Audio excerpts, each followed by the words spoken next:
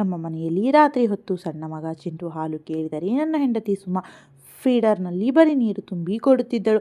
ಆ ಮಗುವು ಅದನ್ನು ಏನು ಅನ್ನದೇ ಸುಮ್ಮನೆ ಕುಡಿದು ಮಲಗಿಬಿಡುತ್ತಿತ್ತು. ನನಗೇನು ಸುಮಾ ಹಾಲು ಕೊಟ್ಟಿದ್ದಾಳೆ ಅಂತ ಅನಿಸುತ್ತಿತ್ತು. ಆದರೆ ಮನೆಯಲ್ಲಿ ಅಮ್ಮ ಅಂದರೆ ದೊಡ್ಡವ್ವ ಎಲ್ಲ ಸಾಮಾನುಗಳಿಗೂ ಕೀಲಿ ಕೈ ಹಾಕಿ ಇಟ್ಟಿರುತ್ತಿದ್ದರು. ತಿಂಗಳ ಸಂಬಳ ಬಂದರೆ ಸಂಪೂರ್ಣ ಹಣವನ್ನು ತಂದು ಅವ್ವನ ಕೈಗೆ ಕೊಟ್ಟು ಬಿಡುತ್ತಿದ್ದೆ. ಯಾಕಂದರೆ ಈ ಮನೆಯನ್ನು ನಡೆಸ್ತಾ ಇರೋದೇ ನಾನು ಅಂತ ಅವರು ಸದಾ ಹೇಳ್ತಾ ಇದ್ರು. ಒಂದು ದಿನ ಸಂಜೆ ಕೆಲಸ ಮುಗಿಸಿ ವಾಪಸ್ ಬರ್ತಾ ಇದ್ದೆ. ನನ್ನ ಕಣ್ಣು ರಸ್ತೆಯ ಪಕ್ಕದ ಕಸದ ರಾಶಿಯ ಮೇಲೆ ಬಿತ್ತು. ಅಲ್ಲಿ ನನ್ನ ದೊಡ್ಡ ಮಗ ಏನೋ ಆಯ್ತಾ ನಿಂತಿದ್ದ. ಹತ್ತಿರ ಹೋಗಿ ನೋಡಿದರೆ ಅವನು ಒಂದು ಒಣಗಿದ ಬ್ರೆಡ್ ಚೂರನ್ನು ಹೆಕ್ಕಿ ತೆಗಿತಾ ಇದ್ದ. ಅವನು ನನ್ನನ್ನು ನೋಡಿದ ತಕ್ಷಣ ಅಪ್ಪ ಅಮ್ಮಂಗೆ ಹಸಿವಾಗಿದೆ, ಅದಕ್ಕೆ ತಗೊತಾ ಇದ್ದೀನಿ ಅಂತ ಹೇಳಿದ. ಅವನ ಈ ಮಾತು ಕೇಳಿ ನನ್ನ ತಲೆ ನೆಟ್ಟಗೆ ಇರಲಿಲ್ಲ. ಎದೆ ಒಂಥರ ಭಾರ ಆಗಿಬಿಡ್ತು. ಅವನ ಕೈ ಹಿಡಿದುಕೊಂಡು ತಕ್ಷಣ ಮನೆ ತಲುಪಿದೆ. ಮನೆ ತಲುಪಿದ ತಕ್ಷಣ ನಿದ್ದೆಯಲ್ಲಿದ್ದ ಚಿಂಟು ಅಳುತ್ತಾ ಎದ್ದು ಅಪ್ಪ ಹಸಿವಾಗ್ತಿದೆ, ಫೀಡರ್ ಕೊಡು ಅಂತ ಕೇಳಿದ.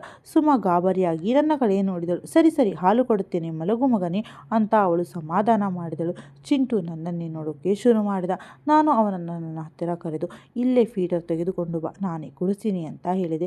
ಅವನನ್ನು ಎತ್ಕೊಂಡು ಮಂಚದ ಮೇಲೆ ನನ್ನ ತೊಡೆಯ ಮೇಲೆ ಮಲಗಿಸಿದೆ. ಚಿಂಟು ಅಷ್ಟರಲ್ಲೇ ನನ್ನ ತೊಡೆ ಆಡೋಕೆ ಶುರು ಮಾಡಿದ. ನನಗೆ ಚಿಂಟುಗೆ ಆಗ 2.5 ವರ್ಷ. ಆದರೆ ಅವನ ಮಾತು ತಿಳುವಳಿಕೆ ವಯಸ್ಸಿಗಿಂತ ಹೆಚ್ಚಿತ್ತು. ನಾವು ತಮಾಷೆ ಮಾಡ್ತಾ ಇದ್ವಿ. ಅಷ್ಟರಲ್ಲಿ ಸುಮಾ ಪಕ್ಕದಲ್ಲಿ ಒಂದು ಮಲಗಿದ್ದಳು. ಅವಳು ಫೀಡರನ್ನು ಕಿಟಕಿಯ ಬಳಿ ಇಟ್ಟಿದ್ದಳು. ನಾನು ಆಟ ಆಡುತ್ತಿದ್ದಾಗ ಚಿಂಟು ಮತ್ತೊಮ್ಮೆ ಫೀಡರ್ ಕೇಳಿದ. ಸುಮಾ ಹೇಳಿದಳು, ಸರಿ ಮೊದಲು ಹೋಗಿ ನಿನ್ನ ಜಾಗದಲ್ಲಿ ಮಲಗು, ಆಮೇಲೆ ಫೀಡರ್ ಕುಡಿಯಬಹುದು.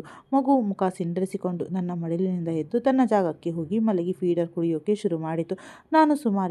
ನಾನು ಕೈಗೆ ಕೊಡಬಹುದಿತ್ತಲ್ವ, ನಾನೇ ಕುಡಿಸಿದ್ದೆ ಅವನಿಗೆ, ನನ್ನ ಹತ್ತಿರಾನೇ ಇರಬೇಕು ಅಂತ ಮನಸ್ಸಿತ್ತು. ಆದರೆ ನೀನು ದೂರ ಕಳಿಸಿಬಿಟ್ಟೆ ಅಂದೆ.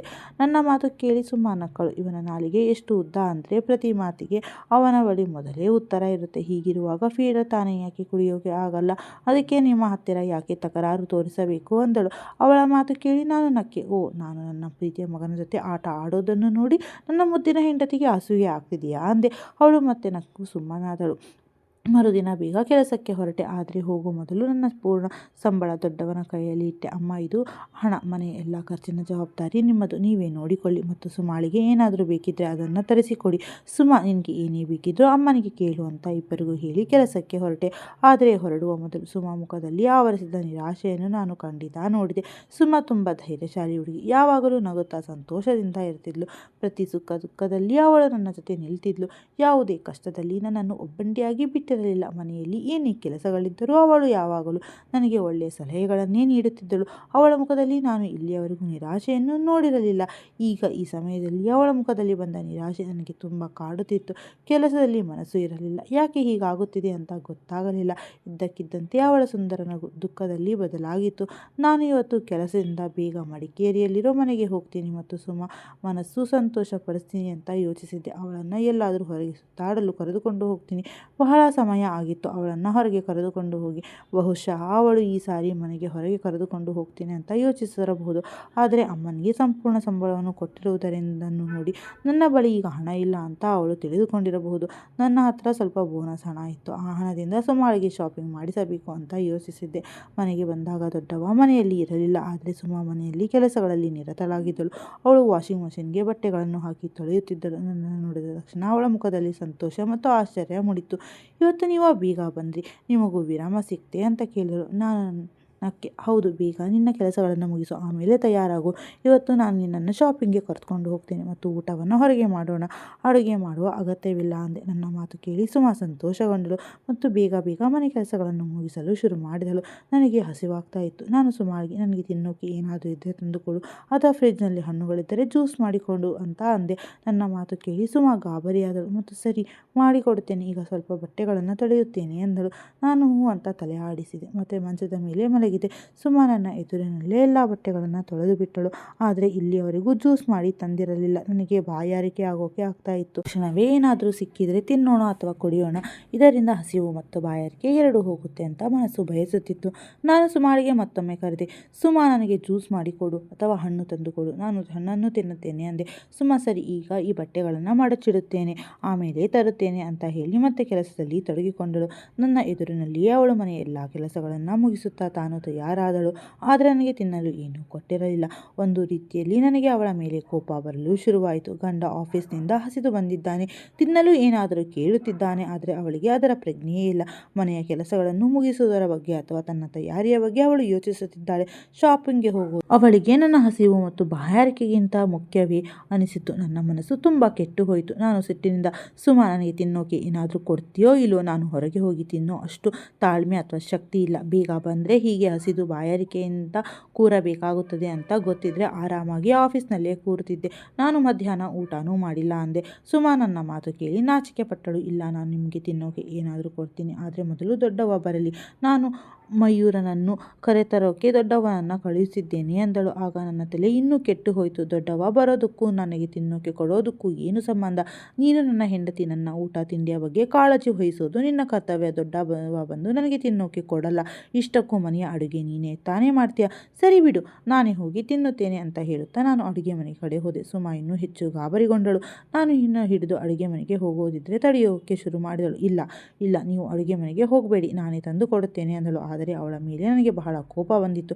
ನಾನು ಬಲವಂತವಾಗಿ ಅಡುಗೆ ಮನೆಗೆ ಹೋದೆ. ಆದರೆ ಒಳಗೆ ಹೋದಾಗ ಅಲ್ಲಿನ ದೃಶ್ಯ ನನಗೆ ಆಶ್ಚರ್ಯ ಜೊತೆಗೆ ದೊಡ್ಡ ಆಘಾತ ನೀಡಿತ್ತು. ನನ್ನ ಕಣ್ಣುಗಳನ್ನು ನನಗೆ ನಂಬೋಕೆ ಆಗಲಿಲ್ಲ. ಫ್ರಿಡ್ಜ್, ತಿನ್ನುವ ಕುಡಿಯುವ ಸಾಮಾನುಗಳು, ಕಪಾಟು, ಪ್ರತಿಯೊಂದು ವಸ್ತುವಿಗೂ ಬೀಗ ಹಾಕಲಾಗಿತ್ತು. ಯಾವುದೇ ವಸ್ತು ತೆರೆದಿರಲಿಲ್ಲ. ಅಡುಗೆ ಮನೆಯಲ್ಲಿ ತಿನ್ನಲು ಏನೂ ಇಟ್ಟಿರಲೂ ಇಲ್ಲ. ನಾನು ಆಶ್ಚರ್ಯದಿಂದ ಕಣ್ಣುಗಳಿಂದ ಸುಮಾ ಕಡೆ ನೋಡಿದೆ. ನೀನು ಅಡುಗೆ ಮನೆಯಲ್ಲಿ ಪ್ರತಿಯೊಂದು ವಸ್ತುವಿಗೂ ಬೀಗ ಹಾಕಿ ಇರ್ತೀಯ? ಯಾರಿದ್ದಾರೆ ಅಡಗಿಸಿಡುತ್ತೀಯಾ? ಯಾರಿಗಾಗಿ ಬೀಗಗಳನ್ನು ಹಾಕಿದ್ದೀಯಾ ಅಂದೆ. ಆಗ ಅವಳು ತಲೆ ತಗ್ಗಿಸಿ, ಬೀಗಗಳನ್ನು ನಾನು ಹಾಕಿಲ್ಲ, ದೊಡ್ಡವ್ವ ಹಾಕಿದ್ದಾರೆ. ಅದರ ಕೀಲಿ ಕೈಗಳು ಅವರ ಬಳಿಯೇ ಇರುತ್ತದೆ. ನಾನು ಇಷ್ಟು ಹೊತ್ತಿನಿಂದ ದೊಡ್ಡವನಿಗಾಗಿ ಕಾಯುತ್ತಿದ್ದೆ, ಅದಕ್ಕಾಗಿಯೇ ನಿಮಗೆ ತಿನ್ನಲು ಏನೂ ಕೊಟ್ಟಿರಲಿಲ್ಲ ಅಂದಳು. ಆದರೆ ಅಮ್ಮ, ಅಡುಗೆ ಮನೆಗೆ ಏಕೆ ಬೀಗ ಹಾಕುತ್ತಾರೆ? ನನ್ನ ಮಾತು ಅಲ್ಲೇ ನಿಂತು ಹೋಯಿತು. ನನಗೆ ಗೊತ್ತಿಲ್ಲ ಯಾಕೆ ಹಾಕ್ತಾರೆ ಅಂತ. ದೊಡ್ಡವ ಬಂದಾಗ ಅವರನ್ನು ಕೇಳಿ ಎಂದು ಸುಮಾ ಹೇಳಿ ಅಡುಗೆ ಮನೆಯಿಂದ ಹೊರಟು ಹೋದಳು. ಈ ಬಾರಿ ಅವಳ ಧ್ವನಿ ಸ್ವಲ್ಪ ಕೋಪದಿಂದ ಕೂಡಿತ್ತು. ಜೀವನದಲ್ಲಿ ಮೊದಲ ಬಾರಿಗೆ ಅವಳು ನನ್ನೊಂದಿಗೆ ಈ ರೀತಿ ಮಾತನಾಡಿದ್ದು. ಇಲ್ಲದಿದ್ದರೆ ಅವಳು ಯಾವಾಗಲೂ ತುಂಬ ಪ್ರೀತಿಯಿಂದ ಮಾತನಾಡುತ್ತಿದ್ದಳು. ನಾನು ಕಾತುರದಿಂದ ದೊಡ್ಡವನಿಗಾಗಿ ಕಾಯೋಕೆ ಶುರು ಮಾಡಿದೆ. ದೊಡ್ಡವ ಬಂದಾಗ ನಾನು ತಕ್ಷಣ, ಅಮ್ಮ, ಅಡುಗೆ ಮನೆಯಲ್ಲಿ ಪ್ರತಿಯೊಂದು ವಸ್ತುವಿಗೂ ಏಕೆ ಬೀಗ ಹಾಕಿ ಇಟ್ಟಿದ್ದೀರಾ? ನೀವು ತಿನ್ನಲು ಕುಡಿಯಲು ಹೊರಗೆ ಏನನ್ನೂ ಬಿಟ್ಟಿಲ್ಲ. ಯಾರಿದ್ದಾರೆ ತಿನ್ನುವ ವಸ್ತುಗಳನ್ನು ಅಡಗಿಸಿಡಲು ಅಂತ ನೀವು ಹೇಳಬಹುದಾ? ಮನೆಯಲ್ಲಿ ನೀವು, ನಾನು, ಸುಮಾ ಮತ್ತು ಮಕ್ಕಳು ಬಿಟ್ಟರೆ ಬೇರೆ ಯಾರಿದ್ದಾರೆ? ಯಾವುದೇ ಕೆಲಸದವಳು ಬರೋದಿಲ್ಲ. ಯಾರು ಕದ್ದುಕೊಂಡು ಹೋಗಬಾರದು ಅಂತ ಯೋಚಿಸಿ ಬೀಗ ಹಾಕ್ತೀರಾ ಅಂತ ನೇರ ಪ್ರಶ್ನೆ ಕೇಳಿದೆ. ಆಗ ದೊಡ್ಡವ ತಬ್ಬಿಬ್ಬಾದರು. ಆದರೆ ತಕ್ಷಣವೇ ಸುಧಾರಿಸಿಕೊಂಡು, ನಾನು ನೆರೆಮನೆಗೆ ಹೋಗಿದ್ದೆ ಮತ್ತು ನಿನ್ನ ಹೆಂಡತಿ ಸುತ್ತಾಟಗಳ ಬಗ್ಗೆ ನಿನಗೆ ಗೊತ್ತೇ ಇದೆ. ಯಾವಾಗ ಬೇಕಾದರೂ ಯಾರು ಮನೆಗೆ ಬಂದು ಹೋಗುವುದು ಅವಳಿಗೆ ಗೊತ್ತಾಗಿಲ್ಲ. ಹೊರಗಿನ ಬಾಗಿಲು ಹೇಗಿದ್ದೆ ತೆರೆದೇ ಇರುತ್ತದೆ. ಮನೆಯೊಳಗೆ ಯಾರಾದರೂ ನುಗ್ಗಿ ಬಂದು ಸಾಮಾನುಗಳನ್ನು ಕದ್ದುಕೊಂಡು ಹೋಗಬಾರದಲ್ಲ ಅಂತ ಯೋಚಿಸಿ ಬೀಗ ಹಾಕಿದ್ದೆ ಅಂದರು. ದೊಡ್ಡವ ವಿಚಿತ್ರ ಉತ್ತರ ನನಗೆ ಅರ್ಥ ಆಗಲಿಲ್ಲ. ಯಾಕಂದರೆ ಸುಮಾ ಎಲ್ಲಿಗೂ ಹೋಗಿ ಬರಲು ತುಂಬ ಹೆದರುತ್ತಿದ್ದಳು. ಆದರೆ ನನ್ನ ಮಾತಿಗೆ ಅವಳಕ್ಕೆ ಇಳಿಯಲಿಲ್ಲ ಮತ್ತು ದೊಡ್ಡವನಿಂದ ಕೀಲಿ ಕೈಗಳನ್ನು ತೆಗೆದುಕೊಂಡು ಫ್ರಿಡ್ಜ್ನಿಂದ ಹಣ್ಣುಗಳನ್ನು ತೆಗೆದು ತಿನ್ನೋಕೆ ಶುರು ಮಾಡಿದೆ. ಅದರ ಜೊತೆಗೆ ಸುಮಾ ಮತ್ತು ಮಕ್ಕಳಿಗೂ ಕೊಟ್ಟೆ. ಇದೇ ಮೊದಲ ಬಾರಿಗೆ ಹಣ್ಣುಗಳನ್ನು ನೋಡಿದಂತೆ ಬೇಗ ಬೇಗ ತಿನ್ನುತ್ತಿದ್ದರು. ಅವರ ಈ ವರ್ತನೆ ನೋಡಿ ನನಗೆ ಕೋಪ ಬಂತು. ನಾನು ತೀಕ್ಷ್ಣವಾಗಿ ಸುಮಾ ಕಡೆ ನೋಡಿ, ನೀನು ಮಕ್ಕಳನ್ನು ಹೇಗೆ ಸಾಕುತ್ತಿದ್ದೀಯಾ? ಹೇಗೆ ಹಸಿದವರಂತೆ ಪ್ರತಿಯೊಂದು ವಸ್ತುವಿನ ಮೇಲೆ ಮುಗಿಬೀಳುತ್ತಿದ್ದಾರೆ? ನಾವು ಬೇರೆಯವರ ಮನೆಗೆ ಹೋಗಿದ್ರೆ ನನ್ನ ಮಾನ ಉಳಿಯುತ್ತದೆಯಾ? ಮೊದಲ ಬಾರಿಗೆ ಹಣ್ಣುಗಳನ್ನು ನೋಡಿದವರಂತೆ ತಿನ್ನುತ್ತಿದ್ದಾರೆ. ದಯವಿಟ್ಟು ಇವರಿಗೆ ಕೆಲವು ಉತ್ತಮ ರೀತಿಯ ಸಂಸ್ಕಾರಗಳನ್ನು ಕಲಿಸು ಅಂದೆ. ಸುಮಾ ನಾಚಿಕೆ ಪಟ್ಟು ತಲೆ ತಗ್ಗಿಸಿ, ಮತ್ತೆ ನಿಮಗೂ ದೂರು ನೀಡೋ ಅವಕಾಶ ಕೊಡೋದಿಲ್ಲ, ಮಕ್ಕಳಿಗೂ ಚೆನ್ನಾಗಿ ವಿವರಿಸಿ ಹೇಳ್ತೇನೆ ಎಂದಳು. ಆಗ ನಾನು ಸರಿ ಎಂದು ತಲೆ ಆಡಿಸಿದೆ. ನಾನು ಇಂದು ಮಧ್ಯಾಹ್ನ ಬೇಗ ಮನೆಗೆ ಬಂದಿದ್ದೆ, ಆದರೆ ನನ್ನ ಇಡೀ ಮನಸ್ಥಿತಿ ಕೆಟ್ಟು ಹೋಗಿತ್ತು. ಈಗ ಸುಮಾರನ್ನು ಶಾಪಿಂಗ್ಗೆ ಕರೆದುಕೊಂಡು ಹೋಗಲು ಮನಸ್ಸು ಇರಲಿಲ್ಲ. ಆದರೆ ಅವಳಿಗೆ ಮೊದಲೇ ಹೇಳಿದ್ದೆ. ಈಗ ನಿರಾಕರಿಸಿದರೆ ಅವಳ ಮನಸ್ಸಿಗೆ ನೋವಾಗುತ್ತಿತ್ತು. ಆದ್ದರಿಂದ ಸುಮ್ಮನೆ ಅವಳ ಜೊತೆ ಹೊರಟೆವು. ನಾವು ಮಂಗಳೂರಿಗೆ ಶಾಪಿಂಗ್ಗೆ ಹೊರಟು ನಿಂತೆವು. ಆದರೆ ಎಲ್ಲ ಸಮಯ ನಾನು ದೊಡ್ಡವ ಅಡುಗೆ ಮನೆಗೆ ಬೀಗ ಹಾಕಿರೋದು ಮತ್ತು ಮಕ್ಕಳು ಹಸಿದವರಂತೆ ಮುಗಿಬಿದ್ದು ತಿನ್ನುವುದರ ಬಗ್ಗೆ ಯೋಚಿಸುತ್ತಿದ್ದೆ. ಇದೆಲ್ಲವೂ ನನಗೆ ತುಂಬ ವಿಚಿತ್ರವಾಗಿತ್ತು. ನಾನು ಇದೆಲ್ಲವನ್ನು ಯೋಚಿಸಲು ಬಯಸುತ್ತಿರಲಿಲ್ಲ. ನಾವು ರಾತ್ರಿ ತಡವಾಗಿ ಮಡಿಕೇರಿ ಮನೆಗೆ ಹಿಂದಿರುಗಿದೆವು. ಸುಮಾ ಮತ್ತು ಮಕ್ಕಳು ತುಂಬ ಸಂತೋಷವಾಗಿದ್ದರು. ಅವರ ಸಂತೋಷ ನೋಡಿ ನನ್ನ ಮನಸ್ಥಿತಿಯು ಚೆನ್ನಾಗಿತ್ತು. ದೊಡ್ಡವ ಮನೆಯಲ್ಲಿ ನಮಗಾಗಿ ಕಾಯುತ್ತಿದ್ದರು. ಅವರು ನಮ್ಮ ಜೊತೆ ಬಂದಿರಲಿಲ್ಲ. ನಾನು ಹೊರಗಿನಿಂದ ತಂದ ಊಟವನ್ನು ಅವರ ಮುಂದೆ ಇಟ್ಟೆ. ಅವರು ಆರಾಮಾಗಿ ತಿಂದರು ಮತ್ತು ತುಂಬ ಸುಸ್ತಾಗಿದ್ದೀರಾ, ಹೋಗಿ ವಿಶ್ರಾಂತಿ ತೆಗೆದುಕೊಳ್ಳಿ ಮತ್ತು ಈ ಅನಗತ್ಯ ಖರ್ಚುಗಳನ್ನು ಕಡಿಮೆ ಮಾಡಿ.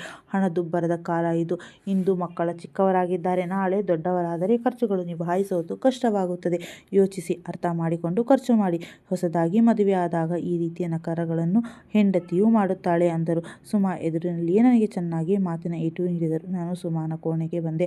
ಸುಮಾ ಮೊದಲೇ ಕೋಣೆಗೆ ಬಂದು ಮಕ್ಕಳನ್ನು ಮಲಗಿಸುತ್ತಿದ್ದಳು. ಸಣ್ಣ ಮಗ ಚಿಂಟು ಫೀಡರ್ ಕೇಳಿದ. ಆಗ ಸುಮಾ ಅಡುಗೆ ಮನೆಗೆ ಹೋದಳು. ಫೀಡರ್ ತೊಳೆದು ಹಾಲು ತರಲು ಮಗು ಹಿಂದಿನಿಂದ ಹಠ ಮಾಡಲು ಅಳಲು ಶುರು ಮಾಡಿದ. ನಾನು ಸುಮಾಳನ್ನು ಕರೆಯಲು ಅಡುಗೆ ಮನೆಗೆ ಬಂದೆ. ಆಗ ಅವಳು ಪಾತ್ರೆಗಳನ್ನು ತೊಳೆದು ಸ್ವಚ್ಛ ಮಾಡಿ ಇಡುತ್ತಿದ್ದಳು. ನಾನು ಅಲ್ಲಿಯ ಬಾಗಿಲಿನಲ್ಲಿ ನಿಂತು ಅವಳನ್ನೇ ನೋಡುತ್ತಿದ್ದೆ. ಅವಳ ಗಮನ ನನ್ನ ಕಡೆ ಇರಲಿಲ್ಲ. ಅವಳು ನೀರಿನಿಂದ ಫೀಡರ್ ತಯಾರಿಸಿ ಅದರ ಮುಚ್ಚಳ ಹಾಕಿ ತಿರುಗಿದ ತಕ್ಷಣ ನನ್ನನ್ನು ಬಾಗಿಲಲ್ಲಿ ನೋಡಿ ಒಂದು ಕ್ಷಣ ತಬ್ಬಿಬ್ಬಾದಳು. ನೀವು ಇಲ್ಲಿ ಏನು ಮಾಡುತ್ತಿದ್ದೀರಾ? ಯಾವಾಗ ಬಂದ್ರಿ? ಮತ್ತೆ ನನಗೆ ಏಕೆ ಕರೆಯಲಿಲ್ಲ? ಅವಳು ಸಂಪೂರ್ಣವಾಗಿ ಗಾಬರಿಯಾಗಿದ್ದಳು. ನಾನು ಇಲ್ಲ, ಈಗಷ್ಟೇ ಬಂದೆ. ಮಗ ಅಳುತ್ತಿದ್ದಾನೆ ಮತ್ತೆ ಪದೇ ಪದೇ ಫೀಡರ್ನ ಹಠ ಮಾಡುತ್ತಿದ್ದಾನೆ ಎಂದೆ. ಅವಳು ಸರಿ ಬನ್ನಿ ಕೋಣೆಗೆ ಹೋಗೋಣ ಅಂದಳು. ಅವಳಿಗೆ ನಾನು ಫೀಡರ್ನಲ್ಲಿ ನೀರು ತುಂಬಿಸುವುದನ್ನು ನೋಡಿಬಿಟ್ಟಿದ್ದೇನೆ ಎಂಬ ವಿಷಯವನ್ನು ನಾನು ಅವಳಿಂದ ಅಡಗಿಸಿಟ್ಟೆ. ನಾನು ಸುಮ್ಮನೆ ಅವಳ ಹಿಂದೆ ಬಂದೆ. ಅವಳು ಮಗುವನ್ನು ಮಂಚದ ಮೇಲೆ ಮಲಗಿಸಿ ಅವನ ಕೈಯಲ್ಲಿ ಫೀಡರ್ ಕೊಟ್ಟಳು. ಮಗು ಫೀಡರ್ ಹಿಡಿದು ಬಾಯಿಯಲ್ಲಿ ಹಾಕಿಕೊಂಡು ಆರಾಮಾಗಿ ಕುಡಿಯಲು ಶುರು ಮಾಡಿದ. ನಾನು ಆಶ್ಚರ್ಯದಿಂದ ಇದೆಲ್ಲವನ್ನು ನೋಡುತ್ತಿದ್ದೆ. ಫೀಡರ್ನಲ್ಲಿ ನೀರಿತ್ತು. ಈ ವಿಷಯ ನನಗೆ ಚೆನ್ನಾಗಿ ಗೊತ್ತಿತ್ತು ಮತ್ತು ಮಗ ಆರಾಮಾಗಿ ಕುಡಿಯುತ್ತಿದ್ದ. ಅವನು ನೀರು ಕುಡಿಯಲು ಅಭ್ಯಾಸ ಮಾಡಿಕೊಂಡಿದ್ದಂತೆ. ಇದರರ್ಥ ಸುಮಾ ಪ್ರತಿದಿನ ಮಗನಿಗೆ ಫೀಡರ್ನಲ್ಲಿ ನೀರು ತುಂಬಿಕೊಡುತ್ತಿದ್ದಳು. ಅವನು ಪ್ರತಿದಿನ ನೀರು ಕುಡಿದು ಮಲಗುತ್ತಿದ್ದ. ಇದು ಅವನಿಗೆ ಹೊಸ ವಿಷಯವಾಗಿರಲಿಲ್ಲ. ನನಗೆ ಕೆಲವು ದಿನಗಳ ಹಿಂದಿನ ಘಟನೆ ನೆನಪಾಯಿತು. ಮಗ ನನ್ನ ಹತ್ತಿರ ಮಲಗಲು ಹಠ ಮಾಡುತ್ತಿದ್ದ. ಸುಮಾ ಫೀಡರ್ ಅದನ್ನು ಅದೇ ಕಿಟಕಿಯ ಬಳಿ ಇಟ್ಟಿದ್ದಳು. ನನ್ನ ಹತ್ತಿರ ತಂದು ಚಿಂಟುಗೆ ಹಾಲು ಕೊಡದೆ ಸುಮಾ ನೀರಿನ ಫೀಡರ್ ತುಂಬಿ ಯಾಕೆ ಕೊಡ್ತಾ ಇದ್ಲು? ಅವರಿಗೆ ಹಾಲು ಯಾಕೆ ಕುಡಿಯುತ್ತಿರಲಿಲ್ಲ ಅಂತ ನನ್ನ ಮನಸ್ಸು ಇನ್ನಷ್ಟು ಕೆಡೋಕೆ ಶುರುವಾಯಿತು. ಮರುದಿನ ನಾನು ಆಫೀಸ್ಗೆ ರಜೆ ತೆಗೆದುಕೊಳ್ಳಲು ನಿರ್ಧರಿಸಿದೆ. ಇಡೀ ದಿನ ನಾನು ನೋಡುತ್ತಿದ್ದೆ, ಆದರೆ ಹಾಲು ಮಾರುವವನು ಮನೆ ಕಡೆ ಸುಳಿದೇ ಇರಲಿಲ್ಲ. ಮತ್ತೆ ರಾತ್ರಿ ಸುಮಾ ಹಾಗೆಯೇ ನೀರಿನಿಂದ ಫೀಡರ್ ತುಂಬಿ ಮಗನಿಗೆ ಕೊಟ್ಟಳು. ಅವನು ಕೂಡ ಸುಮ್ಮನೆ ಕುಡಿದು ಮಲಗಿದ. ನಾನು ಇಷ್ಟು ಸಂಪಾದಿಸುತ್ತಿದ್ದೆ, ನನ್ನ ಸಂಬಳ ಎಷ್ಟು ಚೆನ್ನಾಗಿತ್ತು. ಆದರೆ ಅದರ ನಂತರವೂ ನನ್ನ ಮಕ್ಕಳು ಹಾಲಿಗೆ ಹಂಬಲಿಸುತ್ತಿದ್ದರು. ಬದಲಿಗೆ ನೀರನ್ನೇ ಹಾಲು ಅಂತ ತಿಳಿದು ಕುಡಿಯುತ್ತಿದ್ದರು. ನನಗೆ ತುಂಬ ದುಃಖವೆನಿಸಿತು. ನಾನು ಬೇಗನೆ ದೊಡ್ಡವನೊಂದಿಗೆ ಮಾತನಾಡಬೇಕು ಮತ್ತು ಸುಮಾಳಿಗೆ ಪ್ರತ್ಯೇಕವಾಗಿ ಖರ್ಚಿಗೆ ಹಣ ಕೊಡಬೇಕು ಅಂತ ಯೋಚಿಸಿದೆ. ಇದರಿಂದ ಅವಳು ಮಕ್ಕಳಿಗಾಗಿ ಹಾಲು ಇತ್ಯಾದಿಗಳನ್ನು ತೆಗೆದುಕೊಳ್ಳಬಹುದು. ಬಹುಶಃ ದೊಡ್ಡವನೇ ಹಾಲು ಮಾರುವವನಿಗೆ ಬೇಡ ಅಂತ ಹೇಳಿರಬಹುದು. ಯಾಕಂದರೆ ಅವರು ಸ್ವಲ್ಪ ಸಮಯದ ಹಿಂದೆ ಹಾಲಿನಲ್ಲಿ ನೀರು ಸೇರಿಸುವ ಬಗ್ಗೆ ದೂರು ನೀಡುತ್ತಿದ್ದರು. ನನಗೂ ಗೊತ್ತಿದ್ದರೂ ದೊಡ್ಡವ್ವ ಬಗ್ಗೆ ಕೆಟ್ಟದಾಗಿ ಯೋಚಿಸೋಕೆ ಇಷ್ಟವಿರಲಿಲ್ಲ. ಆದರೆ ನನ್ನ ಮುಂದೆ ದೊಡ್ಡವ್ವ ಅಂತಹ ಸತ್ಯ ಹೊರಬರಲಿದೆ ಅಂತ ನನಗೆ ಗೊತ್ತಿರಲಿಲ್ಲ. ಅಂದು ನನ್ನ ಕಣ್ಣುಗಳಿಂದ ಅವರ ಪ್ರೀತಿಯ ಎಲ್ಲ ಪಟ್ಟಿಗಳನ್ನು ತೆಗೆದು ಅವರ ಅಂತಹ ರೂಪವನ್ನು ತೋರಿಸುತ್ತದೆ ಅಂತ ಕೂಡ ಗೊತ್ತಿರಲಿಲ್ಲ. ಅದನ್ನು ನೋಡಲು ಮೊದಲು ಬಹುಶಃ ನಾನು ಸಾಯಲು ಇಷ್ಟಪಡುತ್ತಿದ್ದೆ. ಈಗ ನಾನು ಆಗಾಗ ಏನಾದರೂ ಒಂದು ನೆಪದಿಂದ ಆಫೀಸಿಂದ ಬೇಗ ಮಡಿಕೇರಿ ಮನೆಗೆ ಬಂದು ಬಿಡುತ್ತಿದ್ದೆ. ಅವರು ಅನಿವಾರ್ಯವಾಗಿ ಫ್ರಿಡ್ಜ್ನ ಲಾಕ್ ತೆಗೆಯುತ್ತಿದ್ದರು ಮತ್ತು ಹಣ್ಣುಗಳನ್ನು ಕೊಡುತ್ತಿದ್ದರು. ನಾನು ಆಗಾಗ ಈ ವಿಷಯವನ್ನು ಗಮನಿಸಲು ಶುರು ಮಾಡಿದ್ದೆ.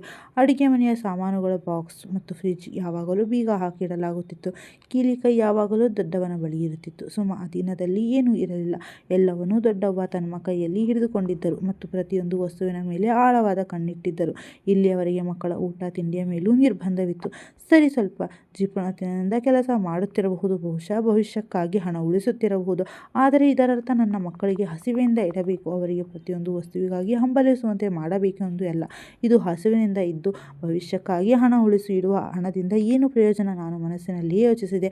ಆದರೆ ದೊಡ್ಡವನಿಗೆ ಏನು ಹೇಳುವ ಧೈರ್ಯ ಮಾಡಲಿಲ್ಲ. ಯಾಕಂದರೆ ನಾನು ನನ್ನ ಅಮ್ಮನ ಮುಂದೆ ನಾಲಿಗೆ ಚಲಾಯಿಸಲು ಬಯಸುತ್ತಿರಲಿಲ್ಲ ಮತ್ತು ಅವರ ಮುಂದೆ ಕೆಟ್ಟವನಾಗಲು ಬಯಸುತ್ತಿರಲಿಲ್ಲ. ಅವರು ನನ್ನ ಮೇಲೆ ಕೋಪಗೊಳ್ಳುವುದನ್ನು ನನಗೆ ಸಹಿಸಲು ಆಗುತ್ತಿರಲಿಲ್ಲ. ಮಕ್ಕಳಿಗಾಗಿ ಸಂಜೆ ನಾನು ಹಾಲು ತರುತ್ತಿದ್ದೆ ಮತ್ತು ಹಣ್ಣುಗಳನ್ನು ನಾನೇ ತಿನ್ನಿಸುತ್ತಿದ್ದೆ. ನಿಧಾನವಾಗಿ ನಾನು ನನ್ನ ಮನೆಯ ವಿಷಯಗಳನ್ನು ನಾನೇ ಸರಿಪಡಿಸಲು ಪ್ರಯತ್ನಿಸುತ್ತಿದ್ದೆ. ಆದರೆ ಒಂದು ದಿನ ಅಂತಹ ಘಟನೆ ನಡೆಯಿತು. ಅದೊಂದು ನನ್ನ ಸಹನ ಶಕ್ತಿಯೆಲ್ಲ ಮಿತಿ ಮೀರಿತ್ತು ಮತ್ತು ನಾನು ದೊಡ್ಡವನ ಮುಂದೆ ಕೂಗಿದೆ. ಆ ದಿನ ನಾನು ಆಫೀಸಿಂದ ಬೇಗ ಮನೆಗೆ ಬಂದಿದ್ದೆ. ದಾರಿಯಲ್ಲಿ ಕಸದ ತೊಟ್ಟಿ ಇತ್ತು. ಅಲ್ಲಿ ನನ್ನ ಕಣ್ಣು ಬಿತ್ತು. ಆಗ ನನ್ನ ಹೃದಯ ಜೋರಾಗಿ ಬಡಿದುಕೊಳ್ಳುತ್ತಿತ್ತು. ನನ್ನ ಎದೆಗೆ ಯಾರೋ ಚುಚ್ಚಿದಂತೆ ಅನಿಸಿತು. ಅಲ್ಲಿ ನನ್ನ ದೊಡ್ಡ ಮಗ ಮಯೂರ ಕಸದ ರಾಶಿಯಲ್ಲಿ ಬ್ರೆಡ್ ತುಂಡುಗಳನ್ನು ಸ್ವಚ್ಛ ಮಾಡಿ ತೆಗೆಯುತ್ತಿದ್ದ. ಅವುಗಳ ಮೇಲೆ ಒಂದು ಚೀಲದಲ್ಲಿ ಹಾಕಿ ವೇಗವಾಗಿ ಮನೆ ಕಡೆ ಓಡುತ್ತಿದ್ದ. ನಾನು ಅವನ ಕೈ ಹಿಡಿದು ಕೋಪದಿಂದ, ನೀನು ಏನು ಮಾಡುತ್ತಿದ್ದೀಯಾ? ಯಾಕೆ ಕಸವನ್ನು ಆಯುತ್ತಿದ್ದೀಯಾ? ಅದರಿಂದ ತಿನ್ನುವ ಕುಡಿಯುವ ವಸ್ತುಗಳನ್ನು ಏಕೆ ತೆಗೆದುಕೊಂಡಿದ್ದೀಯಾ? ಮನೆಯಲ್ಲಿ ನಿನಗೆ ಯಾವ ವಸ್ತುವಿನ ಕೊರತೆ ಇದೆ? ನನಗೆ ಹೇಳು ಅಂದೆ. ಆಗ ಮಯೂರ, ಅಮ್ಮಂಗೆ ಹುಷಾರಿಲ್ಲ ಮತ್ತು ಅವಳಿಗೆ ಹಸಿವಾಗಿದೆ, ಅದಕ್ಕಾಗಿ ಅವಳಿಗೆ ಬ್ರೆಡ್ ತರಲು ಬಂದಿದ್ದೇನೆ ಎಂದನು. ಇದನ್ನು ಹೇಳಿ ಅವನು ಮತ್ತೆ ಮನೆ ಕಡೆ ಓಡಿದ. ಯಾವುದೋ ತಪ್ಪು ಪರಿಸ್ಥಿತಿ ಇದೆ ಎನ್ನುವಂತೆ ನಾನು ಕೂಡ ಅವನ ಹಿಂದೆಯೇ ಓಡಿದೆ. ಆ ಸಮಯದಲ್ಲಿ ನನ್ನ ಹೃದಯ ತುಂಬ ಕೆಟ್ಟದಾಗಿ ನೋಯುತ್ತಿತ್ತು. ನಾನು ಮನೆಗೆ ಬಂದೆ. ಆಗ ಒಂದು ಭಯಾನಕ ದೃಶ್ಯ ನನ್ನನ್ನು ಸ್ವಾಗತಿಸುತ್ತಿತ್ತು. ಸುಮಾ ಜ್ವರದಿಂದ ಕುದಿಯುತ್ತಿದ್ದಳು ಮತ್ತು ಅವಳು ನೆಲದ ಮೇಲೆ ಬಿದ್ದಿದ್ದಳು. ಚಿಂಟು ಅಲ್ಲಿಯೇ ಅವಳ ಪಕ್ಕದಲ್ಲಿಯೇ ಕುಳಿತಿದ್ದ. ಆದರೆ ಮಯೂರ ಸುಮಾ ಬಾಯಿಗೆ ನೀರಿನಲ್ಲಿ ನೆನೆಸಿದ ಹಸಿ ಬ್ರೆಡ್ ತುಂಡುಗಳನ್ನು ಹಾಕುತ್ತಿದ್ದ. ಅವುಗಳನ್ನು ಕಷ್ಟದಿಂದ ತಿನ್ನುತ್ತಿದ್ದಳು. ತಕ್ಷಣವೇ ಅವಳಿಗೆ ವಾಂತಿ ಬಂತು. ತಿಂದ ಸಂಪೂರ್ಣ ಬ್ರೆಡ್ ಅವಳ ಬಾಯಿಂದ ಹೊರಗೆ ಬಂತು. ದೊಡ್ಡವ್ವ ಎದುರಿನ ಮೂಲೆಯಲ್ಲಿ ಮಂಚದ ಮೇಲೆ ಕುಳಿತು ಈ ಸಂಪೂರ್ಣ ದೃಶ್ಯವನ್ನು ನೋಡುತ್ತಿದ್ದರು. ಆದರೆ ಏನೂ ಕಾಣಿಸುತ್ತಿಲ್ಲ ಎನ್ನುವಂತೆ ಅನ್ಯರಂತೆ ಕುಳಿತಿದ್ದರು. ನಾನು ಅಲ್ಲಿಯೇ ಆಫೀಸ್ ಬ್ಯಾಗ್ ಎಸೆದ ತಕ್ಷಣ ಸುಮಾ ಬಳಿ ಹೋದೆ. ಸುಮಾ ಸುಮಾ ಏನಾಯಿತು? ನೀನು ಸರಿಯಾಗಿದ್ದೀಯಾ? ಸುಮಾ ನನ್ನ ಕಡೆ ನೋಡಿ ಅಳಲು ಶುರು ಮಾಡಿದಳು. ಮಕ್ಕಳು ಅಳಲು ಶುರು ಮಾಡಿದರು. ಮಯೂರ ಹೇಳಿದ, ಅಮ್ಮನಿಗೆ ಹುಷಾರಿರಲಿಲ್ಲ. ಡಾಕ್ಟರ್ ರೊಟ್ಟಿ ತಿನ್ನುವುದು ಬೇಡ ಎಂದಿದ್ದರು. ಅದಕ್ಕಾಗಿಯೇ ನಾವು ಅಜ್ಜಿಗೆ ಬಿಸ್ಕೆಟ್ ಅಥವಾ ಬ್ರೆಡ್ ಕೊಡಲು ಹೇಳಿದೆವು. ಆದರೆ ಅಜ್ಜಿ ಸ್ಪಷ್ಟವಾಗಿ ನಿರಾಕರಿಸಿದರು. ಮತ್ತು ನಿಮ್ಮ ಅಮ್ಮ ನಾಟಕ ಮಾಡುತ್ತಿದ್ದಾಳೆ, ಅದಕ್ಕಾಗಿಯೇ ಇವಳಿಗೆ ರೊಟ್ಟಿ ತಿನ್ನಿಸಿ ಎಂದರು. ನಾನು ಈ ಬ್ರೆಡ್ ಹುಡುಕಿಕೊಂಡು ಬಂದಿದ್ದೆ, ಆದರೆ ಅಮ್ಮನಿಗೆ ವಾಂತಿಯಾಯಿತು. ಅಮ್ಮ ಬ್ರೆಡ್ ಕೂಡ ತಿನ್ನುತ್ತಿಲ್ಲ. ಅಪ್ಪ, ಅಮ್ಮ ಸತ್ತು ಹೋಗುವುದಿಲ್ಲ ತಾನೇ ಅಂತ ನನ್ನ ಮಗ ಕೇಳಿದ. ಆಗ ನಾನು ಅವನನ್ನು ಎತ್ತಿ ನನ್ನ ಎದೆ ಮೇಲೆ ತಬ್ಬಿಕೊಂಡೆ ಮತ್ತು ಕೋಪಭರಿತ ಕಠಿಣ ದೃಷ್ಟಿಯಿಂದ ದೊಡ್ಡವನ ಕಡೆ ನೋಡಿದೆ. ನಾನು ತಕ್ಷಣ ಸುಮಾನ ಆಸ್ಪತ್ರೆಗೆ ಕರೆದುಕೊಂಡು ಹೋದೆ. ಅಲ್ಲಿ ಡಾಕ್ಟರ್ ಸರಿಯಾದ ಊಟ ಸಿಗದ ಕಾರಣ ಅವಳು ತುಂಬ ದುರ್ಬಲವಾಗಿದ್ದಾಳೆ ಮತ್ತು ಸಮಯಕ್ಕೆ ಸರಿಯಾದ ಕಾಳಜಿ ವಹಿಸದಿದ್ದರೆ ಇವಳ ಜೀವಕ್ಕೆ ಅಪಾಯವಿದೆ ಎಂದರು. ನಾನು ಇದನ್ನೆಲ್ಲ ಕೇಳಿ ಆಘಾತಕ್ಕೊಳಗಾದೆ. ನಾನು ನನ್ನ ಮನೆಯಲ್ಲಿ ಎಂದಿಗೂ ಯಾವುದೇ ವಸ್ತುವಿಗೂ ಕೊರತೆ ಬಾರದಂತೆ ನೋಡಿಕೊಂಡಿದ್ದೆ. ಆದರೆ ಅದರ ನಂತರವೂ ನನ್ನ ಪತ್ನಿ ಮತ್ತು ಮಕ್ಕಳು ಪ್ರತಿಯೊಂದು ವಸ್ತುವಿಗೆ ಹಂಬಲಿಸುತ್ತಿದ್ದರು ಮತ್ತು ದುರ್ಬಲತೆಯಿಂದ ಬಳಲುತ್ತಿದ್ದರು. ಹಿಂದಿರುಗುವಾಗ ನಾನು ಹಣ್ಣುಗಳು ಮತ್ತು ಜ್ಯೂಸ್ನ ತೆಗೆದುಕೊಂಡು ಬಂದೆ. ಊಟವನ್ನು ಪ್ಯಾಕ್ ಮಾಡಿಸಿಕೊಂಡು ಬಂದಿದ್ದೆ. ಮನೆಗೆ ಬಂದು ನನ್ನ ಮಕ್ಕಳಿಗೆ ತಿನ್ನಿಸಿದೆ ಮತ್ತು ಆಮೇಲೆ ದೊಡ್ಡವನ ಬಳಿ ಹೋದೆ. ಅವರೊಂದಿಗೆ ಅವರು ಏಕೆ ಹೀಗೆ ಮಾಡಿದರು ಎಂದು ಕೇಳಿದೆ. ನಾನು ಸುಮಾನ ಸ್ಥಿತಿ ಬಗ್ಗೆ ದೊಡ್ಡವನಿಗೆ ಹೇಳಿದೆ. ಆಗ ಅವರು ಈ ವಿಷಯವನ್ನು ಹೆಚ್ಚು ಗಂಭೀರವಾಗಿ ತೆಗೆದುಕೊಳ್ಳಲಿಲ್ಲ.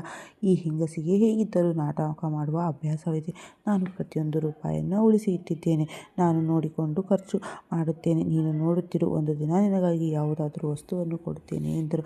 ನಾನು ಕೋಪದಲ್ಲಿ, ಅಮ್ಮ, ಇಂದಿನ ನಂತರ ನಾನು ನಿಮಗೆ ಕೇವಲ ನಿಮ್ಮ ಖರ್ಚಿಗೆ ಮಾತ್ರ ಕೊಡುತ್ತೇನೆ. ಮನೆಯ ಖರ್ಚುಗಳನ್ನು ನಾನೇ ನೋಡಿಕೊಳ್ಳುತ್ತೇನೆ ಎಂದೆ. ಸುಮಾ ನನಗಾಗಿ ದಾರಿಯಲ್ಲಿ ಹೇಳಿದಳು. ದೊಡ್ಡವ ಅವಳಿಗೂ ಮತ್ತು ಮಕ್ಕಳಿಗೆ ತಿನ್ನಲು ಏನೂ ಕೊಡುವುದಿಲ್ಲ. ಪ್ರತಿಯೊಂದು ವಸ್ತುವಿಗಾಗಿ ಹಂಬಲಿಸುವಂತೆ ಮಾಡುತ್ತಾರೆ. ಅತಿಯಾದ ಜಿಪುರತನ ಮಾಡುತ್ತಾರೆ ಎಂದು. ಅದರ ನಂತರ ನಾನು ನನ್ನ ಮನೆಯ ಎಲ್ಲ ಖರ್ಚುಗಳನ್ನು ನಾನೇ ನೋಡಿಕೊಳ್ಳಲು ಶುರು ಮಾಡಿದೆ ಮತ್ತು ನಿಧಾನವಾಗಿ ನಮ್ಮ ಎಲ್ಲ ತೊಂದರೆಗಳು ದೂರವಾಗುತ್ತಾ ಹೋದವು. ನನ್ನ ಪತ್ನಿ ಮತ್ತು ಮಕ್ಕಳು ಸಂತೋಷವಾಗಿ ಇರಲು ಶುರು ಮಾಡಿದರು. ಮಕ್ಕಳ ಅಭ್ಯಾಸಗಳು ಬದಲಾದವು ಮತ್ತು ಈಗ ದೊಡ್ಡವನು ಸರಿಯಾಗಿದ್ದಾರೆ, ಏಕೆಂದರೆ ಬಹುಶಃ ಅವರಿಗೂ ಅವರ ತಪ್ಪಿನ ಅರಿವಾಗಿತ್ತು. ಧನ್ಯವಾದಗಳು ವೀಕ್ಷಕರೇ. ಕಥೆ ಬಗ್ಗೆ ನಿಮ್ಮ ಅನಿಸಿಕೆಯನ್ನು ದಯವಿಟ್ಟು ಕಮೆಂಟ್ ಮೂಲಕ ತಿಳಿಸಿ. ನಿಮ್ಮ ಕಮೆಂಟ್ಗಳಿಗೆ